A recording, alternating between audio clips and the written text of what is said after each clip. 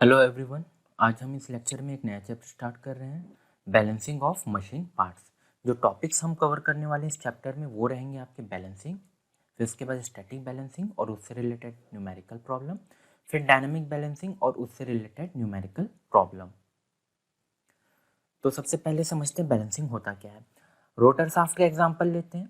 ठीक है, तो आपका ये शाफ्ट का जो एक्सिस है रेड लाइन से दिया हुआ है। ठीक है, अब मान के चलते हैं जो रोटर का सेंट्रॉइड है वो यहाँ पर है। ठीक है, ग्रीन कलर से देख रहे हैं। ठीक है, तो इस केस में आप देख रहे होगे कि जो रोटर का सेंट्रॉइड है और जो शाफ्ट का एक्सिस है वो क्या हो रहा है, एक ही लाइन में है। तो ये कंडीशन क्या हो जाएगा, आपका बैलेंस कंडीशन रहेगा। ठीक है, और दूसरा केस देखते हैं। यदि आपका दूसरे केस में सेंट्रॉइड यहाँ पर है रोटर का। ठीक है, तो देख रहे होगे शाफ्ट का एक्सिस और रोटर का जो सेंट्रॉइड है वो क्या हो रहे हैं, एक ही एक्सिस या एक ही लाइन में नहीं है। तो ये वाला जो केस रहेगा वो क्या हो जाएगा, अनबैलेंस केस। ठीक है, और इसके कारण क्या होगा, आपका सिस्टम क्या हो जाएगा, वाइब्रेट करेगा। ठीक है, और वाइब्रेशन के कारण आपका क्या होता है, नॉइस जनरेट होता है। ठीक है, तो आपका अब आपको क्या करना है, बैलेंस करना है सिस्टम को। तो आप क्या करोगे, सिस्टम को मॉडिफाई करोगे और कोशिश करोगे कि ये जो आपका सेंट्रॉइड था, ठीक है, ये जो सेंट्रॉइड है आपका किसका, रोटर का, वो क्या हो सके, फिर से आपके जो एक्सिस है शाफ्ट के एक्सिस उससे कोइंसाइड करे। ठीक है, तो इस तरीके से आप क्या करोगे, इस सिस्टम को बैलेंस करने की कोशिश करोगे। ठीक है, जैसे कि ये वाला जो दूसरा डायग्राम देख रहे हो आप, ये वाला।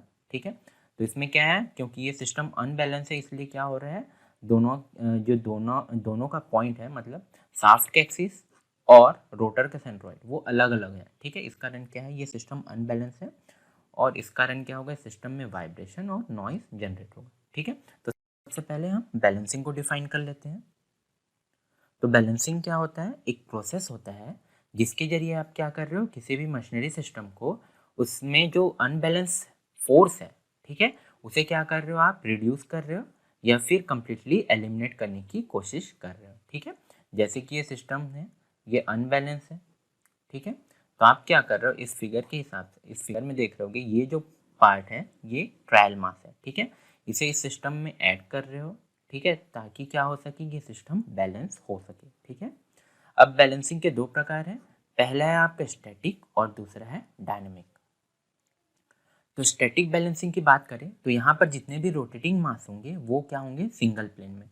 जैसे कि ये आपका एक्स एक्सिस है, मान के चलिए एक्स एक्सिस से आपका थीटा 1 एंगल पे, ठीक है, m1 मास है, और एक्स एक्सिस से थीटा 2 एंगल पे आपका m2 मास है, और एक्स एक्सिस से आपका थीटा 3 एंगल पे आपका m3 मास है। ठीक है, तो देख रहे होगे यहाँ पर जो रोटेटिंग मास है वो क्या है, सारे एक ही प्लेन में है। ठीक है, सिंगल प्लेन में है। ठीक है, अब यदि बैलेंस कंडीशन होना चाहिए इस सिस्टम का तो क्या होगा, मान के चलिए m1 मास पे लग रहा है आपका F1 सेंट्रीफ्यूगल फोर्स, m2 मास पे लग रहा है आपका F2 सेंट्रीफ्यूगल फोर्स और m3 मास पे लग रहा है आपका F3 सेंट्रीफ्यूगल फोर्स। यदि ये सिस्टम बैलेंस होगा तो जितने समीशन ऑफ जो फोर्सेस हैं वो क्या होंगे, जीरो, मतलब F1 plus F2 plus F3 is equal to zero. ये बैलेंस कंडीशन होगा।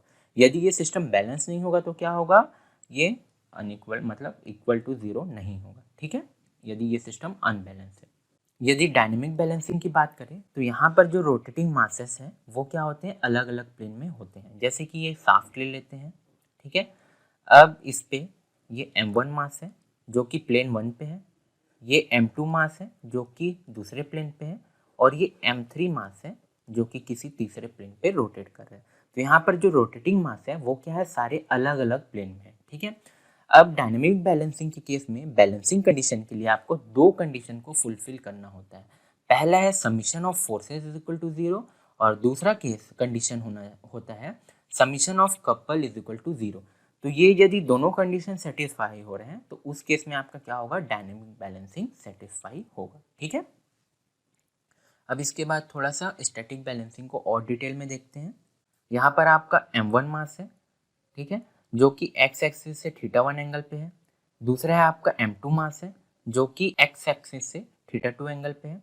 यहाँ पर m3 मास है जो कि एक्स एक्सिस से थीटा 3 एंगल पे है, ठीक है। अब यहाँ पर मान के चलिए ये m1 पे मास पे आपका F1 सेंट्रीफ्यूगल फोर्स लग रहा है, m2 मास पे आपका F2 सेंट्रीफ्यूगल फोर्स लग रहा है और m3 पे लग रहा है आपका F3, ठीक है। अब यदि ये बैलेंस कंडीशन होगा तो क्या होगा, summation of all forces is equal to 0, that is F1 plus F2 plus F3 is equal to 0, ठीक है।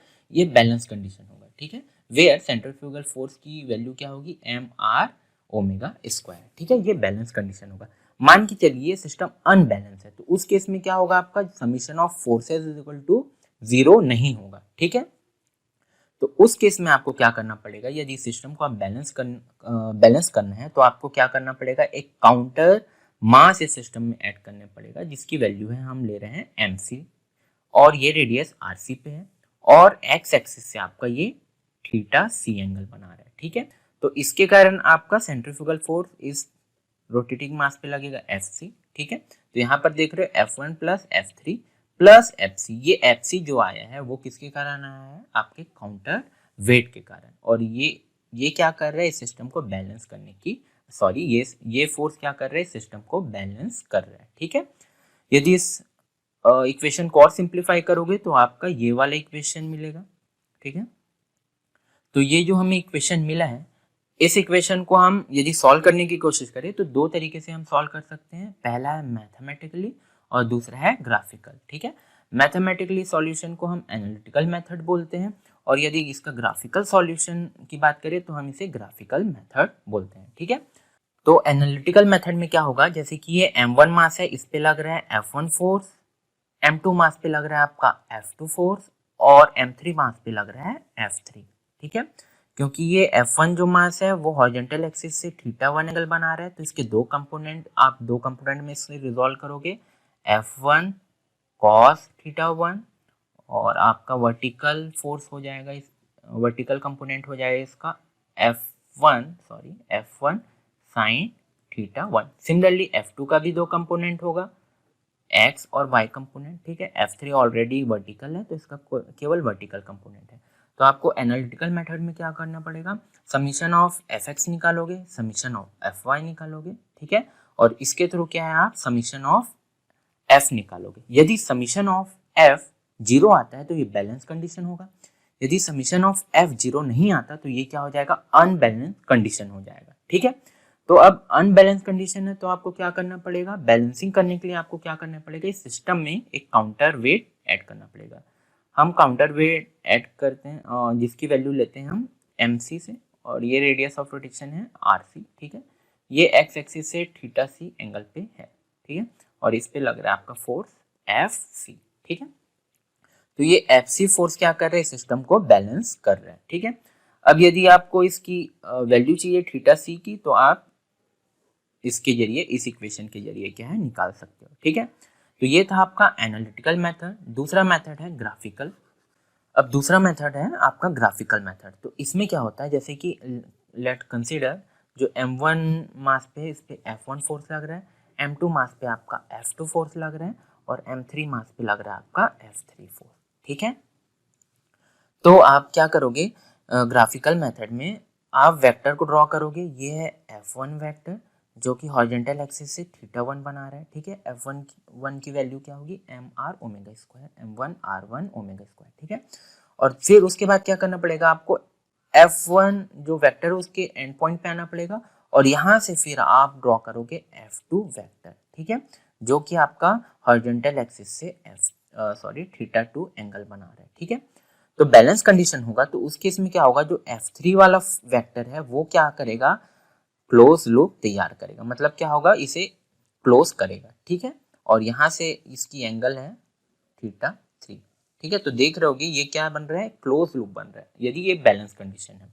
अब मान के चलते हैं ये सिस्टम अनबैलेंस है तो उस केस में क्या होगा आपका, उस केस में क्या होगा, आप जब वेक्टर ड्रॉ करने की कोशिश करोगे, ग्राफ ड्रॉ करने की कोशिश करोगे तो ये F1 बनेगा यहाँ से थीटा 1 एंगल पे, ठीक है। इसके एंड पॉइंट पे आ जाइए F1 पे, यहाँ से आप F2 वेक्टर ड्रॉ करिए, ये आपका थीटा 2 एंगल पे रहेगा और यहाँ पर F3 वेक्टर, ठीक है, जो कि हॉरिजॉन्टल एक्सिस से आपका थीटा 3 बना रहा है। तो इस केस में देख रहे होगे ये क्या है, इसे क्लोज नहीं कर रहा है, ठीक है। तो अब क्या करना पड़ेगा आपको, बैलेंस करने के लिए आप क्या करोगे, इस सिस्टम में आप, ठीक है, एक काउंटर मास ऐड करोगे जिसकी वैल्यू है mc, और इसके कारण इस पे फोर्स लग रहा है आपका fc, ठीक है। तो अब इस कंडीशन इस ग्राफ में क्या करना पड़ेगा, इस ग्राफ में क्या होगा, ये जो fc वाला फोर्स है वो क्या करेगा, इस ग्राफ को मतलब fc वेक्टर जो रहेगा इसे क्लोज करेगा, और इस तरीके से क्या होगा, ये एक लूप बनेगा, ठीक है। तो इस तरीके से आपका ये बैलेंस कंडीशन पे जाएगा, ठीक है। तो ये था graphical method. Next lecture video में हम एक न्यूमेरिकल प्रॉब्लम के जरिए दोनों मेथड को समझेंगे, एनालिटिकल और ग्राफिकल मेथड को। Thank you.